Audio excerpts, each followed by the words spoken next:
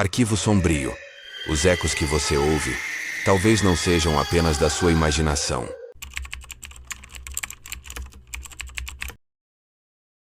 O que você faria se descobrisse que sua avó passou décadas escondendo algo terrível no sótão da casa? Os eventos que você está prestes a conhecer aconteceram em um chalé isolado na costa leste, onde uma família inteira desapareceu sem deixar rastros, exceto por uma fita de vídeo que jamais deveria ter sido encontrada. As autoridades nunca souberam da verdade, mas as evidências permaneceram escondidas por 20 anos. Antes de prosseguirmos, um aviso do Arquivo Sombrio.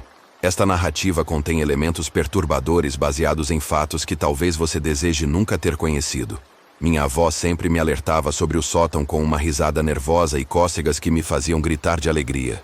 Não vá fuçar lá em cima, querida. Os fantasmas da poeira são tão grandes que vão te morder. Seus cabelos brancos balançavam enquanto ria, mas havia algo em seus olhos que nunca consegui decifrar completamente. Algo que parecia medo disfarçado de brincadeira. Eu sentia muita falta dela. Mesmo herdando sua casa, um lindo chalé na costa leste onde passei todos os verões da minha infância, nada amenizava a dor de tê-la perdido. Aquela casa que eu não confiaria a mais ninguém agora era minha.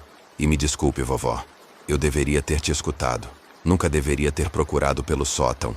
Depois de algumas semanas morando na casa, eu ainda não conseguia decidir se deveria vendê-la ou ficar. Meus pais insistiam para que eu vendesse, transformasse tudo em um bom dinheiro guardado para o futuro.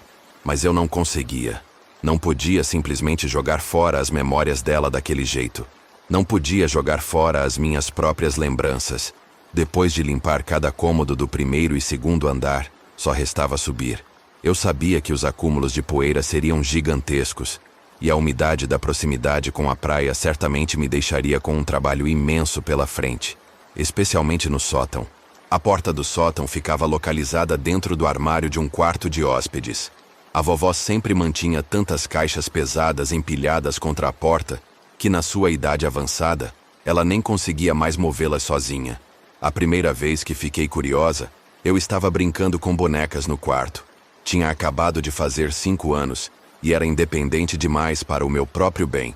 Estava tendo, pelo que me lembro, uma festa do chá bastante emocionante entre a Barbie e a Skipper. Foi quando começaram as batidas. Toque, toque. Olhei ao redor. Não havia mais ninguém no quarto comigo. A vovó havia dito que a casa fazia barulhos às vezes porque era antiga, então voltei a brincar. Mal havia pegado minha Barbie quando aconteceu novamente. Toque, toque, toque. Estava vindo do armário. Girei a maçaneta de vidro e abri a porta.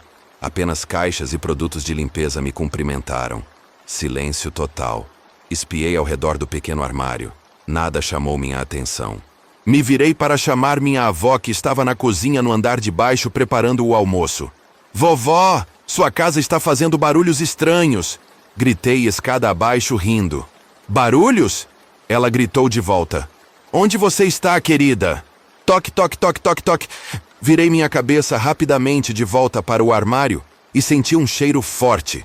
Cheirava como fumaça, fogo, como quando você queima seu marshmallow na fogueira. Dei um passo para trás e tapei o nariz, exatamente quando a porta do armário se fechou com força, quase acertando meu rosto, enquanto minha avó corria para o quarto. O que você está fazendo? Eu te disse para não entrar neste armário. Ele vai te levar de mim, querida, não pode te ter. Ela estava gritando comigo, lágrimas escorrendo pelo rosto enquanto empurrava uma cômoda próxima para a frente da porta do armário. Eu estava chorando. Não queria deixar a vovó chateada. Ela se acalmou um pouco e me abraçou apertado. Me desculpe, boneca, me desculpe. Você assustou a vovó. Eu só quero que você esteja segura. Promete para a vovó que não vai voltar neste quarto nunca mais, tá bom? Promete para sua vovó? Ela enxugou minhas lágrimas com a manga da blusa branca. Sim, vovó. Eu prometo. Fungei baixinho. Com o passar dos anos, seus avisos se tornaram mais descontraídos, sempre acompanhados de cócegas. Ela confiava que eu havia atendido seu pedido, e eu acho que as risadas a ajudavam a se sentir melhor sobre aquilo. Mas hoje, eu estava quebrando essa promessa. Abri a porta do armário e parecia exatamente igual àquele dia da festa do chá, como se ela não tivesse aberto aquela porta em 20 anos. Usei deslizadores de móveis para empurrar as caixas para fora do caminho. Quando elas estavam no quarto, Abri a tampa de cima. Listas telefônicas. Dezenas e dezenas de listas telefônicas antigas. Empurrei a caixa de cima, mandando-a se espatifar no chão, e abri a próxima. Bíblias. Encarei o interior da caixa. A vovó não era particularmente religiosa. Como eu gostaria de poder perguntar a ela sobre o significado daquelas coisas. Suspirei e me dirigi novamente ao armário, acendendo a única lâmpada que pendia do teto. A porta do armário era estranha. À primeira vista, era apenas uma porta de armário comum, com uma maçaneta de vidro igual a todas as outras portas da casa. Mas quando olhei mais de perto, vi a diferença. A porta havia sido pregada fechada, do topo da moldura até o chão. Que diabos é isso? Me perguntei em voz alta. Girei a maçaneta, e a porta não se moveu nem um centímetro. Mal balançou. Suspirei novamente e comecei a procurar pelo armário qualquer coisa que pudesse usar para tirar os pregos. Havia uma pequena caixa de ferramentas debaixo de várias camadas de poeira, que felizmente tinha um martelo dentro. Então, comecei a trabalhar. 40 pregos depois, a porta estava livre. Sequei minha testa com o pano que havia trazido comigo e girei a maçaneta. Ela abriu finalmente.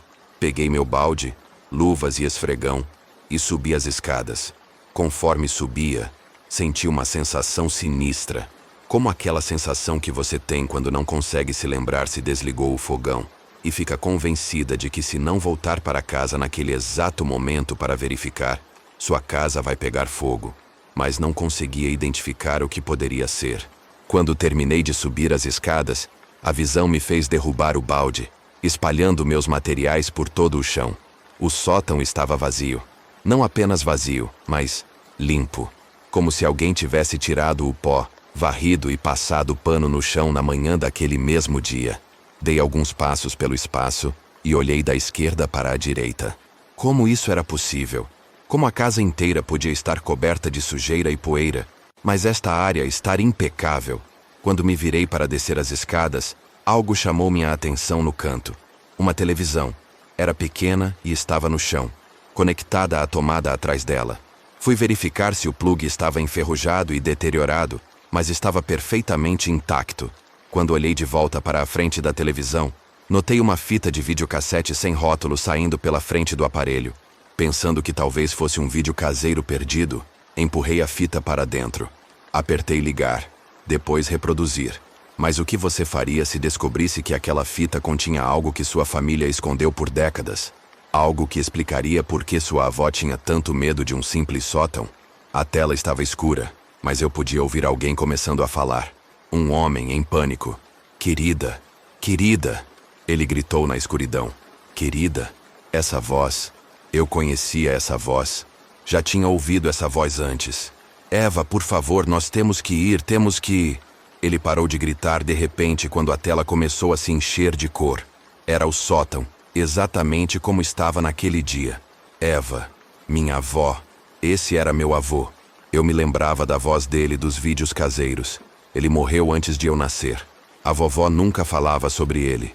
Sempre achei que ela ficava triste demais para conversar sobre ele. O que eu havia encontrado? Sons estridentes explodiram do vídeo. O ângulo da câmera virou de um lado para o outro da sala enquanto ele começava a hiperventilar. E Eva! Ele tremeu na palavra. Por favor, querida, onde você está? A câmera pausou. O homem não estava sozinho no sótão. No canto onde a televisão estava agora, uma figura permanecia de pé. Parecia ser uma mulher. Pele branca como neve. Olhos negros, fundos nas órbitas. Longos fios emaranhados de cabelo preto se arrastavam pelo chão. Dava para perceber que ela não estava vestida. E ela estava apenas observando. Ouvi a respiração trêmula do homem enquanto suas mãos começaram a balançar. Foi quando a figura começou a se mover. Em um instante, ela estava no canto. No próximo, estava bem na frente da câmera. A figura sorriu amplamente, revelando não dentes, mas um abismo negro de boca. Ela gritou, e a câmera tombou no chão. Da nova perspectiva, eu só conseguia ver as pernas e os pés do homem. Enquanto eles lentamente se erguiam do chão, ele gritou, os gritos mais horríveis e aterrorizantes. E então, tão rapidamente quanto havia começado, tudo ficou em silêncio. Eu estava tremendo. Sentia como se fosse vomitar o café da manhã. Que mal eu havia encontrado. O ângulo da câmera não mostrava nada por um momento. Então o videocassete começou a pular sozinho, como se alguém tivesse apertado o avanço rápido. Continuou por 1 minuto. O sótão ficou claro e escuro repetidamente com o sol entrando pela pequena janela. Quando começou a reproduzir normalmente novamente, ouvi passos ecoando pelo vídeo. No mesmo lugar, como se ela nunca tivesse parado. A figura começou a caminhar em direção à porta do sótão, passo a passo. Seus ossos rangendo enquanto caminhava lentamente. Toque, toque, toque, toque, toque. Uma sensação de déjà-vu me invadiu enquanto meus olhos ficaram colados na tela. Eu me lembrava daquelas batidas tão claramente quanto no dia em que as ouvi pela primeira vez. A figura chegou às escadas. Desceu 1 degrau, depois 2, depois 3. Eu podia ver seu corpo recuando, o cabelo se arrastando no chão atrás dela. Então, uma voz pequena saiu da pequena televisão. Vovó, sua casa está fazendo barulhos estranhos. Ouvi minha voz de 5 anos dizer entre risadas. Eu ofeguei. Não, como isso é? Isso não é possível, disse em voz alta, mantendo meus olhos grudados na tela. A figura continuou caminhando rapidamente, como se ouvir minha voz de 5 anos a tivesse seduzido. Toque, toque, toque, toque, toque. Não consegui me controlar. Não sei o que me dominou. Deixe ela em paz, gritei para a tela. Pouco antes de sua cabeça desaparecer, ela pausou. Lentamente virou todo o corpo e olhou diretamente para a câmera, como se pudesse me ver. O videocassete começou a fazer um som de pulo novamente, como se tivesse chegado ao fim da fita.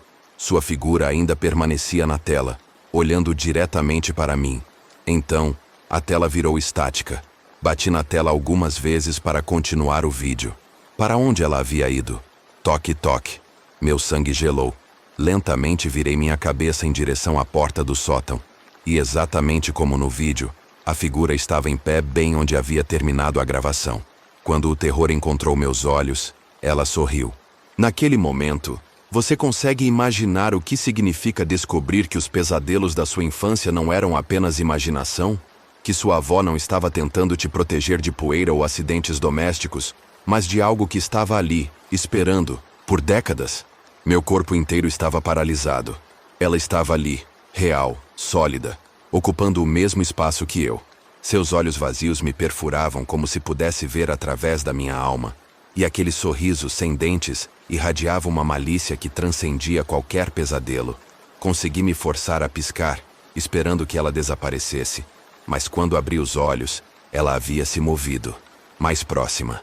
Ela não caminhava como uma pessoa normal. Seus movimentos eram fluidos demais, como se deslizasse pelo ar. O cabelo comprido arrastava pelo chão em sua direção, deixando um rastro úmido e escuro. Você não pode estar aqui, sussurrei, minha voz saindo estrangulada. Ela inclinou a cabeça para o lado, como um animal estudando sua presa. Quando abriu a boca para falar, apenas um som chiado saiu, como ar escapando de um balão furado. Foi quando tudo começou a fazer sentido. As caixas de bíblias, as listas telefônicas. Minha avó havia tentado de tudo para manter aquela coisa contida. As orações, os números de exorcistas, qualquer coisa que pudesse encontrar nas páginas amarelas. Mas por que ela não havia simplesmente saído da casa? Como se respondendo ao meu pensamento, a criatura levantou uma das mãos.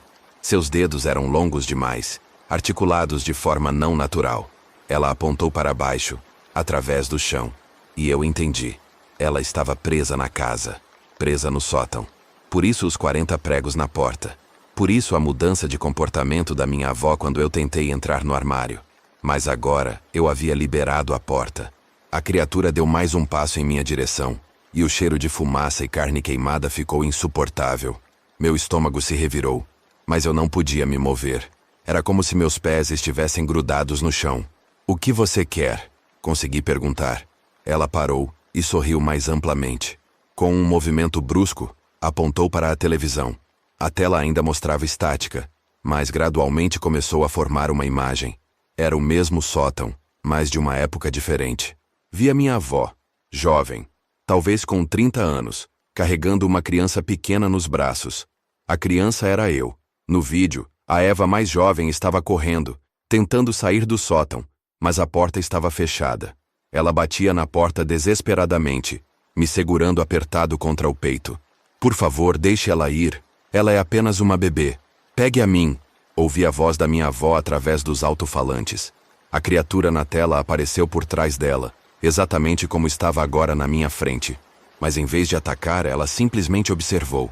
E então, lentamente, balançou a cabeça, como se estivesse dizendo não. O vídeo piscou e mudou. Agora mostrava minha avó mais velha, no mesmo sótão, falando com a câmera. Se alguém encontrar isso, precisa saber a verdade. Ela não quer me machucar. Ela quer a criança. Sempre quis a criança. Fiz um acordo com ela há 40 anos. Manteria a porta fechada. E ela esperaria. Mas quando eu morresse, o vídeo cortou. Olhei para a criatura real na minha frente. Seus olhos negros pareciam brilhar com uma satisfação sinistra. Você esperou, disse finalmente entendendo. Esperou ela morrer para que eu voltasse. A criatura assentiu lentamente. Mas por que eu? Por que uma criança? Ela estendeu a mão na minha direção. E por um momento terrível, senti uma compulsão quase irresistível de pegá-la. Era como se uma parte de mim quisesse ir com ela, deixar tudo para trás. Foi quando percebi a verdade mais aterrorizante de todas. Ela não queria me machucar. Ela queria me levar.